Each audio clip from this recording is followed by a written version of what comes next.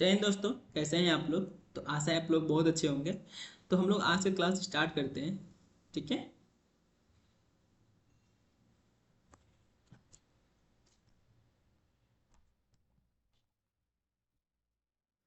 तो हम लोग जो है भारतीय अर्थव्यवस्था को स्टार्ट किए हुए हैं। और इसमें हम लोग जो है स्टार्टिंग में अनुच्छेदों को देख रहे हैं, क्योंकि आप अगर अनुच्छेदों को नहीं समझे रहेंगे तो आपको जो है जगह जगह पर आपको प्रॉब्लम देखने को मिलेगा। और कहीं आपको जो है कुछ समझ में नहीं आएगा तो कहीं पर कुछ समझ में नहीं आएगा। इसलिए इसको जो है आर्टिकल को पहले पढ़ लेंगे तो आपको पूरी पॉलिटी की एक समझ हो जाएगी कि पूरे राज्य व्यवस्था में आखिर क्या क्या बातें दी गई हैं। दिन रात तो आप उसको देखते ही हैं, अपने आंखों से देखते हैं, जैसे कि आपका ग्राम प्रधान हो गया, आपके बीडीसी मेंबर हो गए, आपके स्वयं सहायता समूह वाले हो गए, आपकी जो है पुलिस प्रशासन हो गई, आप मुख्यमंत्री को देखते हैं, प्रधानमंत्री को देखते हैं, यही सब राज्य व्यवस्था है। और इसकी जो भी जो कार्य प्रणालियाँ है वो सब अनुच्छेदों में निहित है। अनुच्छेदों से ही क्या है, अगर आप अनुच्छेदों को समझ लेंगे तो बाकी आप किसको जान जाएंगे, सभी पॉइंट को, सभी राज्य व्यवस्थाओं को। बाकी इसी को हम लोग को जो है डिटेल में चैप्टर बनाकर आगे पढ़ना होता है। ठीक है। तो यही सब नियम प्रणालियां हैं। तो हम लोग जो है इसको जो राष्ट्रपति और जो उपराष्ट्रपति है इसको जो है हम लोग कवर कर चुके हैं। नेक्स्ट हमको हम लोग को जो है कवर करना है, तो क्या करना है वो चीज़ हम लोग देख लेते हैं। ठीक है।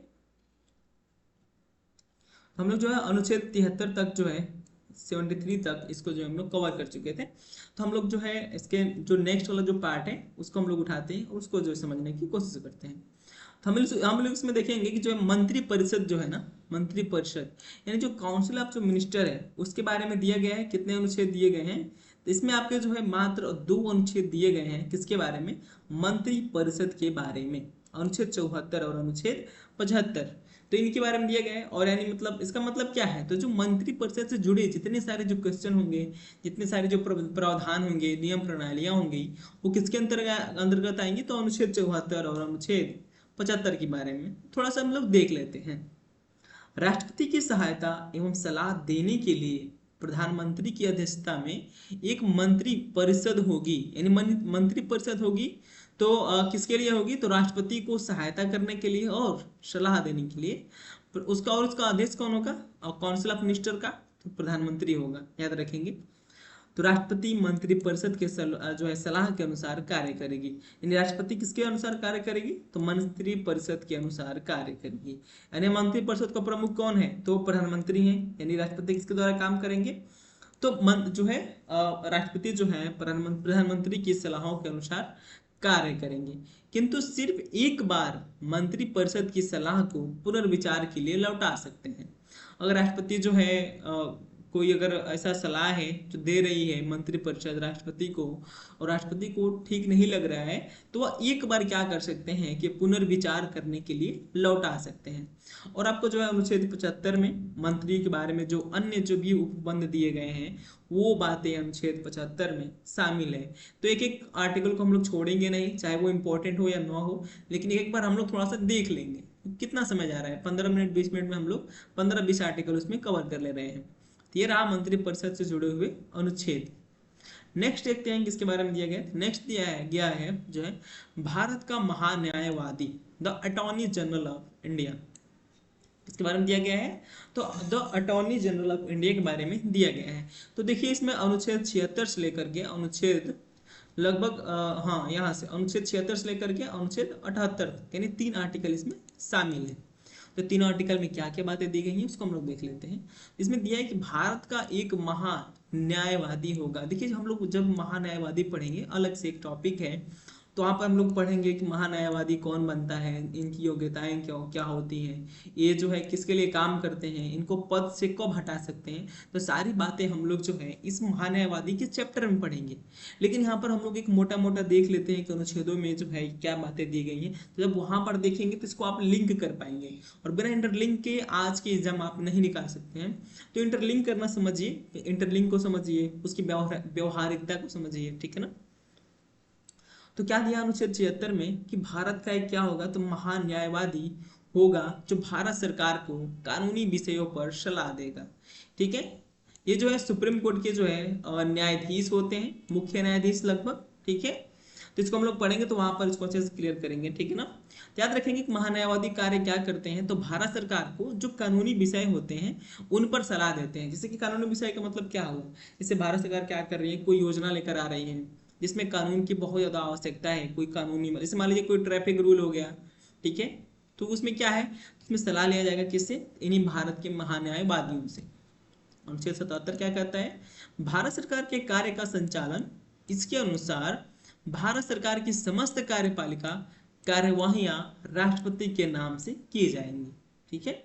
अनुच्छेद 78 कहता है कि राष्ट्रपति को जानकारी देने आदि के संबंध में प्रधानमंत्री का कर्तव्य है। ये अनुच्छेद 78। तो आप लोग अनुच्छेद 76 को कंपलसरी थोड़ा सा देख लेंगे, इन दोनों को आप नहीं देखेंगे तो भी चल जाएगा, ठीक है ना, क्योंकि सारे आर्टिकल इंपॉर्टेंट नहीं है आपके एग्जाम के लिए, लेकिन आप इसको एक बार पढ़ लेंगे तो एक सभ्य नागरिक की तरह भी आप ये कह पाएंगे कि मैंने सभी अनुच्छेद पढ़ा है, ठीक है।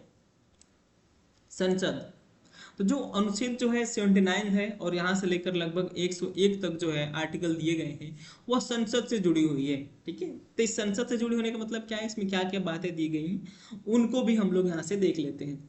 तो अनुच्छेद 79 क्या कहता है, अनुच्छेद 79 कहता है कि संसद में लोकसभा, राज्यसभा और राष्ट्रपति शामिल होंगे। यानी कल को अगर आपसे कोई पूछे कि संसद किसे कहते हैं, तो संसद आप केवल केवल लोकसभा को संसद नहीं कहेंगे, राज्यसभा को नहीं कहेंगे। संसद के कितने सदन होते हैं, संसद के 2 सदन होते हैं और इसमें राष्ट्रपति शामिल होता है। यानी जब तक तीनों मिलेंगे नहीं तब तक क्या है, तो संसद बनेगा नहीं। होता क्या है कि पहले जो है या तो बिल, कोई बिल हो, कोई नियम हो, पहले लोकसभा में जाती है, या हो सकता है कि पहले राज्यसभा में जाए, ठीक है। तो किसी एक में पहले जाएगा, फिर इससे पारित होगा, फिर दूसरे में जाएगा, इससे पारित होगा, फिर तीसरे में जब राष्ट्रपति जब इस पर सिग्नेचर कर देते हैं, अपनी सहमति दे देते हैं, तो ये कानून बन जाता है हमारे देश में, ठीक है, ये लॉ बन जाता है। तो ये क्या है, तो तीनों मिलकर जो है संसद कहलाते हैं। तो याद रखेंगे संसद में कौन कौन शामिल है, तो लोकसभा, राज्यसभा, राष्ट्रपति, तीनों इसमें शामिल है, ठीक है। अनुच्छेद 80 कहता है कि राज्यसभा में अधिकतम जो है 250 सदस्य हो सकते हैं। कितने हो सकते हैं, इन राज्यसभा की सीटें कितनी हैं, सदस्य कितने हैं, तो 250। अनुच्छेद 81 कहता है कि लोकसभा में कितने सदस्य होंगे, तो 550। यानी मैक्सिमम सदस्य कितने होने चाहिए, 550, उससे अधिक तो नहीं होने चाहिए, ठीक है। अनुच्छेद 82 कहता है कि प्रत्येक जनगणना के पश्चात राज्यों को लोकसभा में स्थान का आवंटन व राज्यों का प्रादेशिक निर्वाचन क्षेत्रों में विभाजन का पुनः समायोजन। ये थोड़ा सा आपके लिए टफ है तो इसको छोड़ दीजिएगा क्योंकि उतना इंपॉर्टेंट नहीं है। हाँ, ये देख लीजिए कि लोकसभा का जो कार्यकाल है, लोकसभा का कार्यकाल कितने साल का होता है, 5 साल का होता है, ठीक है। लेकिन अगर राष्ट्रीय आपातकाल की स्थिति अगर बनती है तो इसको जो है एक बार में नियम बना करके 1 साल बढ़ाया जा सकता है, यानी संसद का कार्यकाल, ठीक है। संसद का कार्यकाल मतलब जो संसद में जो बैठते हैं, ठीक है ना। तो किसकी बात कर रहे हैं लोग, तो लोकसभा की, राज्यसभा की नहीं, ठीक है। राज्यसभा संसद का स्थायी सदन होगा। याद रखेंगे कि अगर आपसे कोई पूछे कि जो है संसद का स्थायी सदन किसे कहते हैं, तो राज्यसभा को कहते हैं, ठीक है ना। इसमें क्या होता है राज्यसभा में, तो 1/3 जो सदस्य होंगे प्रत्येक 2 वर्ष बाद क्या हो जाएंगे, रिटायर हो जाएंगे, यानी एक और रिटायर होते जाएंगे, एक और चुनाव किए जाएंगे, ठीक है ना। अनुच्छेद 84 क्या कहते हैं कि संसद के सदस्यों की योग्यता लोकसभा सदस्य निर्वाचित होने के लिए न्यूनतम 25 वर्ष है, जबकि राज्यसभा के लिए 30 वर्ष है। अगर आप लोकसभा के सदस्य बनना चाहते हैं, सांसद बनना चाहते हैं, तो आपकी एज कितनी होनी चाहिए, तो 25 वर्ष तो न्यूनतम होनी चाहिए, ठीक है। और यहाँ का जो राज्यसभा का 30 वर्ष, ठीक है। अनुच्छेद 85 क्या कहता है, तो पीठासीन अधिकारी द्वारा सदनों का स्थगन, यानी जो लोकसभा अध्यक्ष है, ठीक है, तो इनके द्वारा क्या किया जाएगा, तो सदनों का स्थगन किया जा सकता है। किंतु 17वासन ये नहीं करेंगे। 17वासन कौन करेगा, तो केवल और केवल राष्ट्रपति ही कर सकता है। राज्यसभा का 17वासन नहीं होगा, जबकि लोकसभा का जो है 17वासन राष्ट्रपति द्वारा किया जाएगा। यानी आप राज्यसभा का जो है 17वासन नहीं कर सकते हैं। 17वासन किसका हो सकता है, तो जो है लोकसभा का। अनुच्छेद 86 कहता है कि सदनों में अभिभाषण का और उनको संदेश भेजने का राष्ट्रपति का अधिकार। अनुच्छेद 87 कहता है कि राष्ट्रपति का जो है विशेष अभिभाषण लोकसभा के प्रत्येक आम चुनाव के बाद पहले सत्र की शुरुआत पर और प्रत्येक वर्ष के पहले सत्र की शुरुआत पर राष्ट्रपति संसद के दोनों सदनों को एक साथ संबोधित करेंगे और संसद को कारणों की जानकारी देंगे। ये थोड़ी बातें हैं, आप इसे थोड़ा सा देख लेंगे।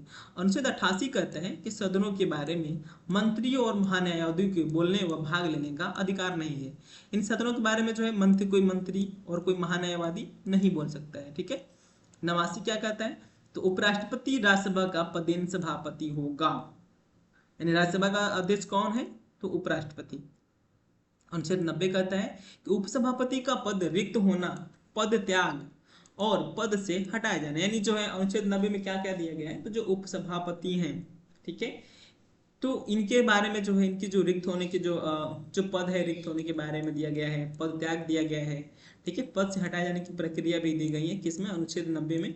जब हम लोग उपराष्ट्रपति पढ़ेंगे तो सारी बातें वहां पर जो है देखेंगे, ठीक है।